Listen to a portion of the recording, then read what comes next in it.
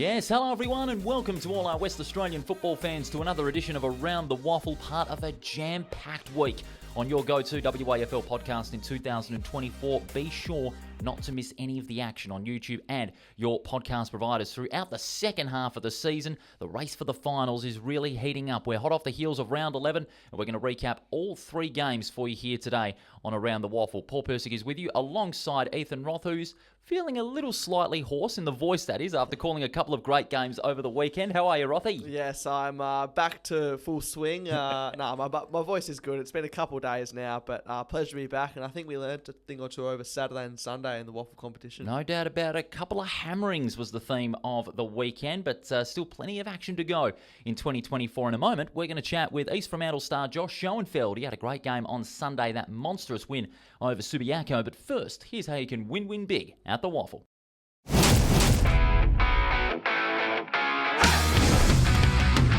Punt from 50, win. Little too into the game, win. Too cocky, almost a win. Risking it all for the glory, win.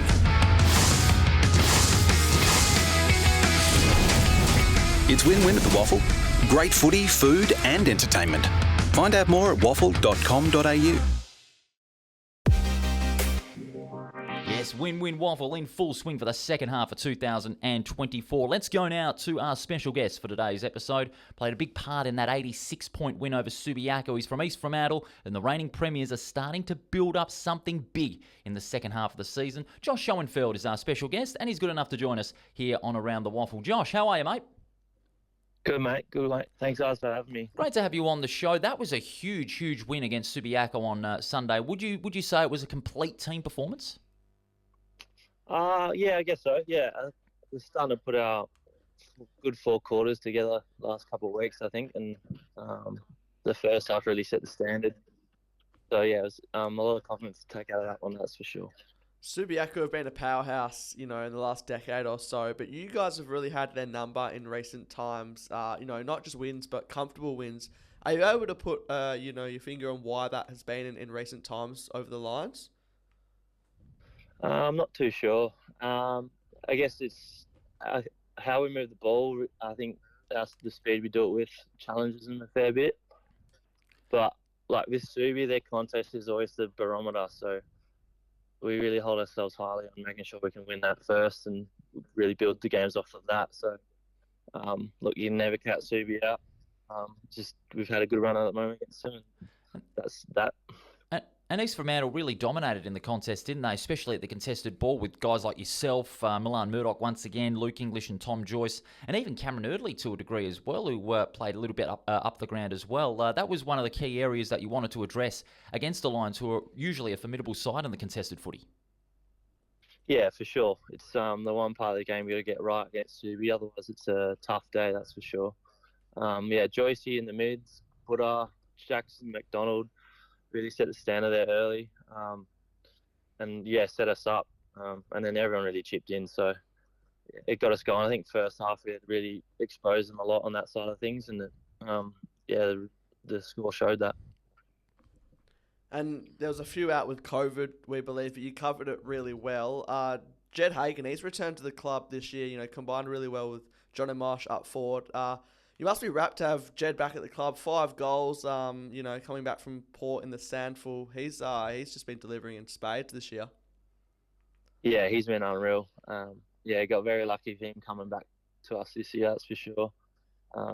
Great kid, good head on his shoulders, and really works really hard. So he's added a good bow to our forward line and bobs up most weeks to really provide a damaging option. So it's good for him to get some reward this week after a tough few weeks playing forward.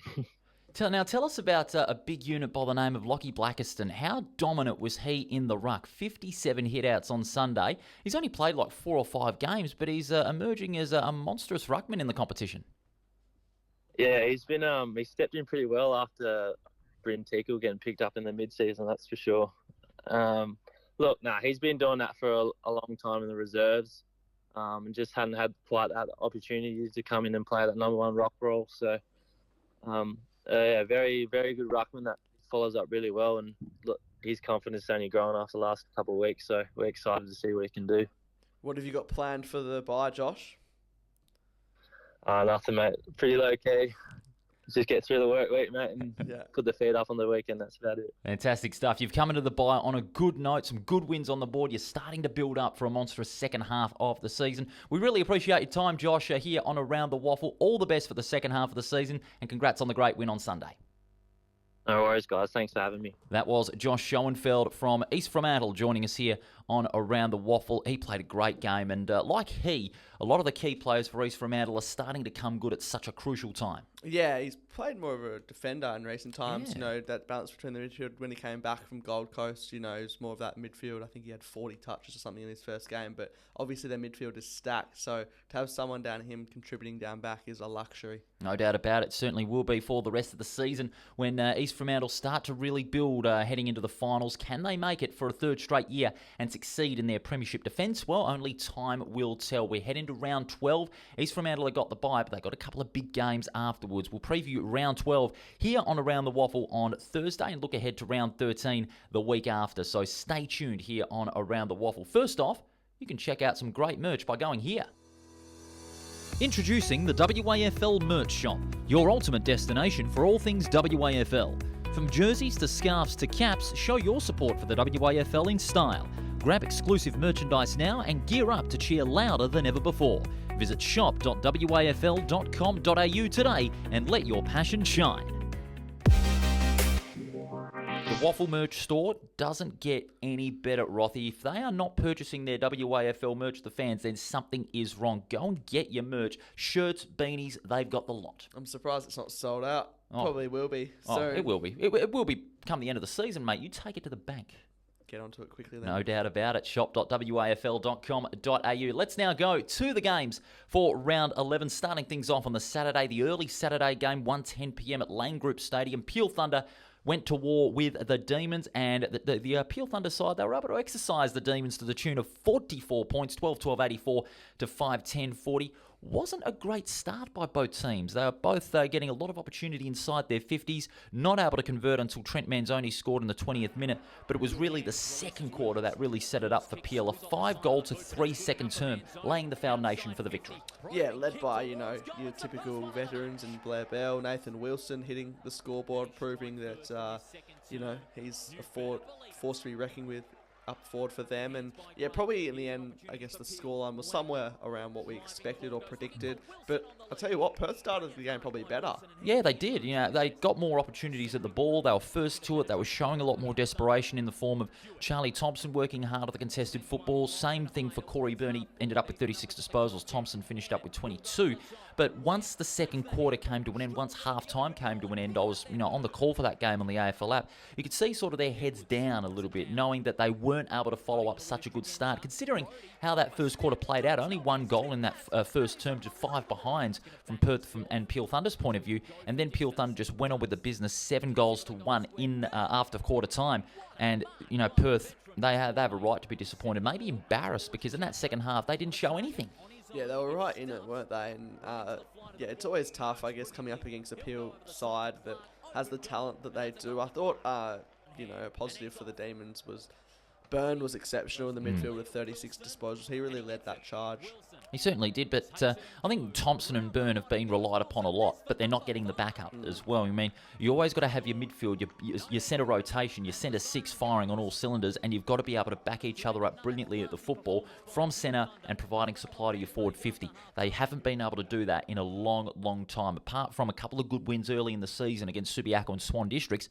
But when they've faced the tougher opponents in the form of East Perth and Peel Thunder, they haven't been able to do that. Yeah, I think the loss of Charlie Constable is profound. I think we knew that was going to come to a certain degree, but yeah, the Peel Thunder midfielders in that second half really got on top. You talk about Ben Hancock, 37 disposals, 23 of them being handballs. He's very happy to go by the old handball, which absolutely we'd like to see. It was done to great affection. Rasmus was busy as always. He also had 15 handballs out of his 25 touches. The hit-out battle was also quite a story in that game as well. Liam Reedy, 54 of the 58 hit-outs. The other 4 went to Corey Tregenzo, who had a little spell in the ruck. 58 to 19 hit-outs. That really told the story of that game. Liam Reedy, a very good pure tap ruckman, Wakeman and his midfielders, they do the rest. I dare say, obviously follow the WAFL competition a lot more than the other state leagues, but I reckon he's probably the best state league ruckman, close to it. I'd go along with that. In the country. And well, along with Oliver Eastland, maybe you'd put him and Eastland together. I mean, it's hard to compare. And yeah, for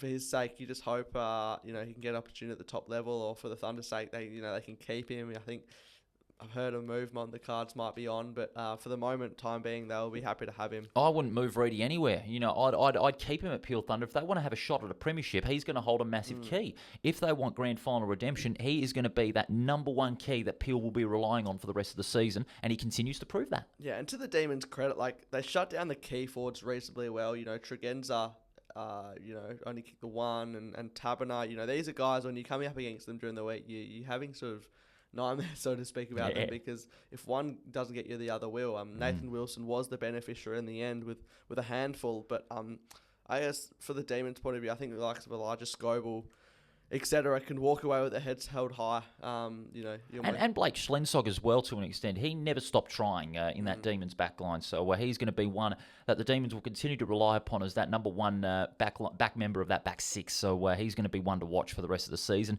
He tried his heart out, so did Jake Caniglio, but the effort, and the reward as well, just wasn't to the maximum extent as well. When you're looking at the inside 50s as well, 36-53 in favour of Peel Thunder. So the Thunder dominated in every aspect of the game. Wasn't a pretty game, I have to admit, but Peel still got the job done, and they remain atop of the ladder, which they deserve to be. Yeah, look, it's probably the hardest trip in WAFL footy at the moment, going down to Mandurah, coming away with a win. Not many sides can do it, and Perth would have learnt a lesson or two, but not to be on this occasion. Well, Peel remain unbeaten at home, and they're at top of the ladder. Well, you couldn't ask for a better first half of the season than for Peel Thunder. Winners over Perth by 44 points. And then it was a day of high emotion and drama up at Steel Blue Oval on the Saturday. Swan Districts and South Fremantle for the John Todd Memorial Cup. It was a great memorial that Steel Blue Oval put on for a giant of the game. And I'll tell you what, Toddy would have been looking down on Steel Blue Oval, absolutely grinning from ear to ear with the game that he witnessed. It was high intensity. It wasn't high scoring, only 16 goals, but it was great intensity, good pressure football, and in the end, Swan Districts, another win in front of their loyal home crowd to the tune of 27 points, 10-12 to 6-9, and the Swans, they're making a good claim for premiership credentials, I have to say. Toddy would be impressed, wouldn't he? Oh, yeah. Yeah, it looked like a great crowd there up on the hill as well. Close to 4,600, I believe, so it was a very good crowd, good atmosphere too. Yeah, it's good to see the community get around it, and even more so from a Swans win point of view. Look, I tipped Swans in this one. I didn't think it'd be by this margin. I thought it'd be a very tight tussle. But I think Swans are, they're pushing their claim for premiership credentials. I think their list profile's in a really good space. And someone who's really bobbed up in recent times, coming back from over east, spent time on the Western Bulldogs list, played a couple of games. Brad Lynch, he was dominant up forward. His long-range kicking is exceptional. He's so passionate. You can tell he loves to be there. Playing for the Swans means so much for him, which is what you like to see. And, he was sort of, I guess, a reflection of how they played in total as a team. They sparked the fire in Swan Districts in that game. 16 disposals, 5 marks, 6 tackles, 6 inside 50s and 4 goals. Playing a strong role in that half-forward line was absolutely magnificent. And his long-range kick, we rate very highly here. Very efficient, very effective. 4 goals straight, no wonder. I think, they really made the most of the third quarter as well. The Bulldogs had a bit of a stall there. I guess the likes of Winder, Bletchington were slightly down. We can't expect them to rack up 30 plus each week and kick a couple goals. So by their standards, they were still reasonably okay, but probably over 4 quarters, not to the level that they've set them by themselves. Yeah, absolutely. I'd have to say a lot of those South Fremantle players were down, but there were some good positives. Hayden Schloith continued his consistent form. I rate Lewis Racing quite highly as well. He had a good first impression in that league side. Took 7 great marks as well. So watch out for Lewis Racing in season 2024. A good contested footy winner, good in and under player as well. And he's got good leg speed as well. So that leg speed is going to help him provide that run and carry through the corridor when South Fremantle need that additional leg speed against some tougher opposition. I think that's why they brought him over as well. Elite kick-off half-back, left footer, point of difference. He played under 18s footy for South Australia, he's had a bit of a footy journey in that respect. But he's probably getting more than used to WAFL conditions now, or I guess circumstances, and really thriving off a half-back flank. Zach Strom, the only effective forward for South Fremantle, he kicked 3 goals straight from 9 disposals. didn't have a lot of backup in that forward line. He was that only forward that was able to get the maximum supply from their midfield. And that's what really told the difference for me in that game is South Fremantle only had one effective forward. Swan Districts had three. Think about that. Lynch, also McLaughlin, who kicked 3 goals straight, and Thomas Edwards, only 2 goals, but still, it was a big, big difference in that game. Their forward line was a lot more versatile than South Fremantle's. Yeah, 2 goals for Tommy Edwards, but I think it was the goals that he kicked. Yeah. You know, worth a lot more than that on the run. That left foot, you just never sick of seeing it, are you? No, not at all. No, it was magnificent to see Tommy Edwards in good form once more. Only had 9 disposals, but high impact is what he was able to create. I'll tell you what, this Swan District side, I'm going to say it, if they push for the double chance, they could be hard to beat in the finals because Andrew Prune is starting to get some good character into this side. They're starting to sow the seeds of doubt when the game is in the balance, and they've been able to get some close wins on the board. They couldn't do so last year. I'm liking the look of this Swan District side. I reckon they can push for the double chance. They'll finish in the top 3 if they keep this up, I reckon. Yeah, well, especially if they can get a home final as well. Yeah. I mean, I know there's a lot of water to go under the bridge, but Andrew Prune, you know, they've been crying out for a stability and a coach who can just stay there, win games of footy. You know, a bit of criticism on his early days. You know, there's big shoes to fill. There's a heavy demand for instant success. But I reckon slowly and surely the Swans are back on their feet in this competition. They are rolling along. A big win over South Fremantle on Saturday to the tune of 26 points in the John Todd Memorial Cup match.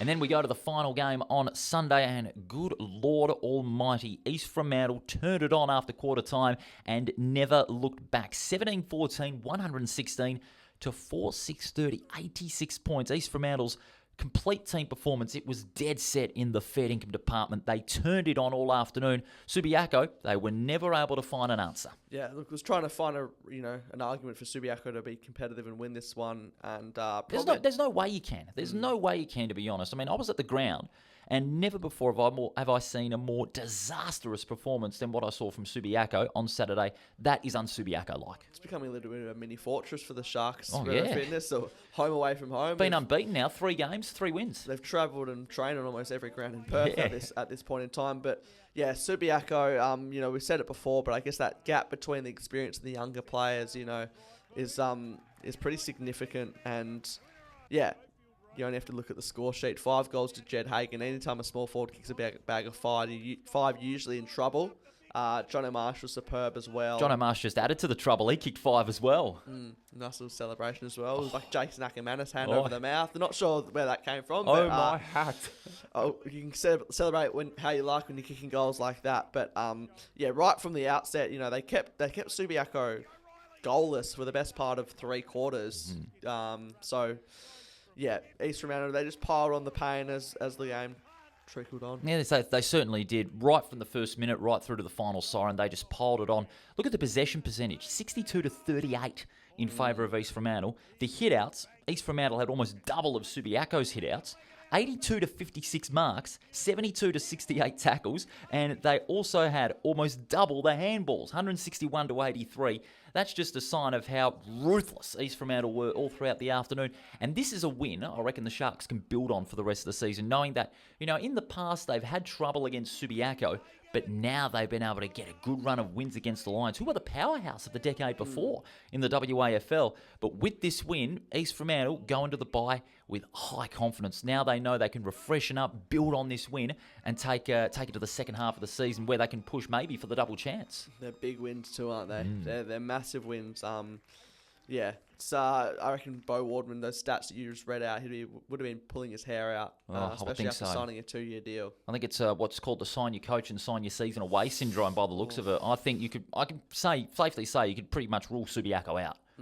I'm right there with you as a Subiaco fan. I don't like to play favourites on this show, but I think I'm probably with you in that aspect. And Galen Savini got his number as well, which has happened a couple of times this year. I know he likes to play on the edge, really good player, but it's not ideal. No, not ideal at all. I mean, he's a very good player. He plays on the edge, fires his team up, and he's a good motivator for the side. If you're playing on the edge, it follows off. But how long is it if you're close to the edge when you think about it? Because he got his number taken for a hit on Max Murphy in the final quarter. Max Murphy, by the way, returning to the side. Played managed minutes, but played a good game across the back line.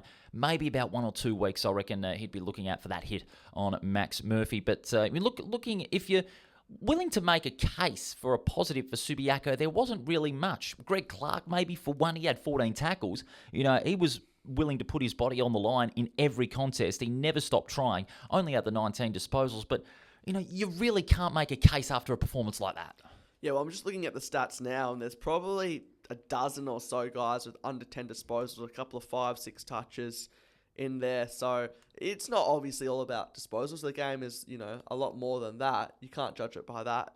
But at the same time, you need to be able to get your hands on the footy. And East Fremantle did that a lot more. I mean, you talk about the likes of Murdoch, 33 possessions, Joyce, 28. Lockie Blackiston, man, he is coming of age. He's only played, that was his 5th game, I believe, and 57 hitouts, 21 disposals. His follow-ups were magnificent all day.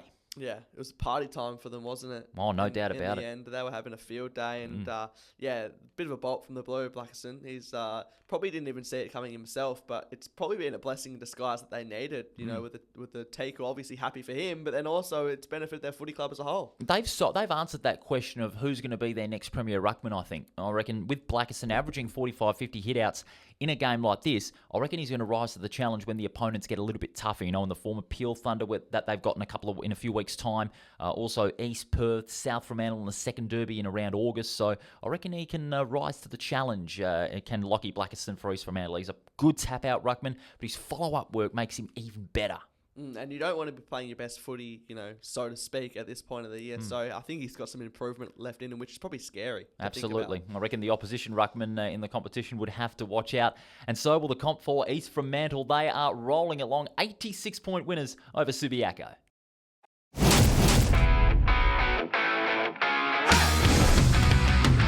Punt from 50, win. Little too into the game, win. Too cocky, almost a win. Risking it all for the glory, win.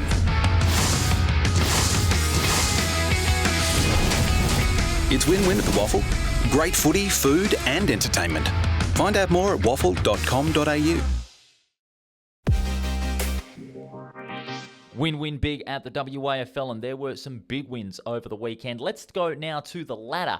After round 11 of competition, Peel Thunder, with their win on Saturday, returned to the top of the ladder ahead of East Perth, and then it's South Fremantle on 24 points. And rounding out the 5 is East Fremantle and Swan Districts on 20 points. The Sharks have a superior percentage. And then outside the 5, Claremont a win behind, West Perth 2 wins behind, and then Subiaco and West Coast also on 12 points. Perth rounding out the bottom half of the ladder. As we head to the second half of competition, Ethan, what can you see? What can you picture in the second half of the competition as far as the ladder is concerned? Yeah, well, while they're only one game off Claremont, I think West Perth, Subiaco, West Coast, Perth, 8 points behind that. I'd love to be proven wrong. I really would, but I can't see a way. Maybe West Perth, probably the one out of those teams, but the others, yeah, it's going to be a tough road back. Very tough for those teams in 6th to 10th, it has to be said as well. But that final 5, very interesting, considering how only 2 games are separating 1st through to 5th. It is going to be quite a fascinating race to September. Let's get to the votes. Certainly my favourite time of the show. No doubt yours and the fans as well. 1 vote. It is going to Ben Hancock of Peel Thunder. Captain's game from him just continues to get better and better. His effectiveness in midfield was just outstanding. It was tough to give 2 votes to one of the East Fremantle forwards. I knew they were going to get votes, but which one? Sorry, Jed Hagen. It's going to John O'Marsh of East Fremantle. Yeah, Hagen's very, very stiff on this occasion, but I think Marsh's creativity as well was what really stood out for him. One of those goals at the right-hand side of the ground was just magnificent. Gathered the ball, bit of a don't argue if you don't mind, and then just found some time and space, strode into goal. Thank you very much. A greatly created goal by John O'Marsh. Yeah. And, just the way he was able to put that opportunity together, create it and execute was just outstanding. Yeah, and there's a nice little bit of a bend back as well. And yeah. There's a little bit of I don't know if it's a breeze or just the way it comes back at the left-hand side if you're on the broadcast at River Fitness Stadium. The ball just bends nicely sort of right to left more often than not. So absolutely. He did that exceptionally. 3 votes go to Brad Lynch of Swan Districts. Dominant performance in that forward line. He was everywhere in that half-forward line when the ball went down his way. 4 votes, Nathan Wilson of Peel Thunder, 5 goals, another great haul from Willow. catching a good run of form once again. He could be that number one key in that forward line. Depending, if Fremantle pick him up for another game or two, I reckon keep him at Peel Thunder for the rest of the season. You need that concrete forward. You need that number one forward for the season. Nathan Wilson's going to be that one. Yeah, well, I mean, he's not on the Dockers list anymore. That's right. So that's Thunder will be licking their lips in that. No doubt about that. And I reckon players will be licking their lips on this one. The 5 votes, the Around the Waffle top gun of round 11, Lockie Blackiston of East Fremantle. He's racked up 9 votes in the last 3 weeks. He's been in terrific form, and no wonder. I mean, you look at his figures, 57 hit-outs and 21 disposals. He's just absolutely impressive. He's come in as a bolt from the blue, as you said, but look at his performances in the last month or so. Absolutely incredible. Yeah, and him and Brent Teagle have combined for up near 15 votes, 13 votes, I believe, on the Around the Waffle. I wonder if there's Sharks fans out there thinking, can you just combine the 2 rucks for 1 vote together on the leaderboard? Because, rucks don't normally win awards like these, and obviously Teagle's not going to feature. Is that a possibility? Maybe. No, maybe we'd have to split the votes or something. 2.5 votes, maybe we could do that, but no, unfortunately we can't. With that in mind, let's go to the leaderboard after 11 rounds of competition. Mitch Crowden still in the lead on 12 votes. Lockie Blackiston now up to 2nd on the leaderboard with 9. Nathan Wilson goes up to 3rd on 8. Then it's Bryn Teakle, Jonathan Marsh, Isaiah Winder, Jai Bolton, Sam Stubbs, Hayden Schleurth and Oliver Eastland in the top 10. It's now starting to fall into place when you're looking at the leaderboard. Solid spread as everyone tries to catch Mitch Crowden on 12 votes. The only one at the stage who's cracked double figures, but I dare say that'll change in the coming weeks. No, anything can happen. Still 11 rounds remaining in the WAFL competition, and at the present time, 44 players have polled votes in the Player of the Year. Well, that just about does it for today's edition of Around the Waffle. Round 11 is in the books, and Rothy, Thursday can't come any closer. It's going to be a massive weekend. Yeah, looking forward to it. Michael Selwood, our guest as well, so interesting to chat to him after you called one of his high-flying marks. Oh, he's got a knack for taking big screamers, I said on the call, and he's certainly proven that. 2 big screamers in the last 3 rounds, and also we'll have a preview of the first week of the Waffle W Finals. It's here, finals time in the Waffle W competition, and it's a double-header at Pentanet Stadium. We'll preview both the Sunday games on Thursday here on Around the Waffle. Rothy, I'll see you on Thursday. Catch you then, mate. Viewers, listeners and fans, we'll see you on Thursday as well.